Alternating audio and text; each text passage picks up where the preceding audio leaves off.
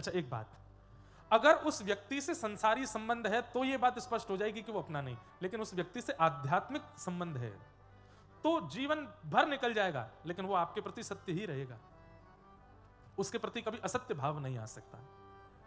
इसलिए हम तो कहते हैं कि बिचौलिया आध्यात्मिकता को रखो, भजन को रखो।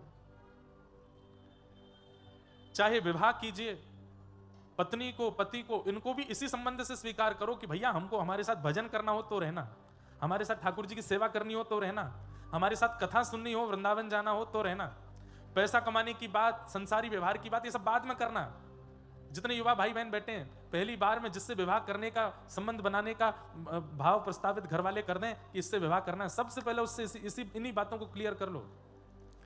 आध्यात्मिकता को मध्यस्थ रखते हुए जब आप संबंध में प्रवेश करेंगे, वो संबंध सदा सत्य होगा। लेकिन जहां पर मध्यस्थता धन है, संसारी इच्छाएं हैं, घूमना फिरना, व्यसन करना आदि आदि है, तो वहां असत्यता का अनुभव तो होगा। किसी भी संबंध में जाइए, आध्यात्मिकता को मध्यस्थ रखिए। किसी को मित्र बनाते हैं तो उससे भी यही बात करो कि भाई देखो तुम्हारी हमारी बातचीत होंगी, हम दोनों मिलेंगे तो आध्यात्मिक चर्चा होगी, थोड़ी कथाओं की चर्चा करेंगे, कभी तुम मुझे कोई चरित्र सुनाओ तो वो कहे भैया मुझसे नहीं होगा, तो फिर बहुत अच्छा है ना, ऐसे मित्र से दूरी बना के रखो।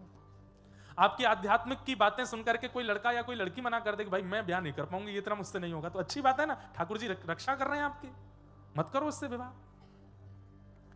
इन्हीं संबंधों से आध्यात्मिकता को मध्यस्थ रखते हुए संतान की कामना रखो। हे नाथ, हमें पुत्र हो चाहे पुत्री हो, वो भी हमें इसी भाव से प्राप्त हो कि वो कालांतर में चल करके आपका भजन करे, आपकी कथा सुने, आपके सेवा में रत रहे।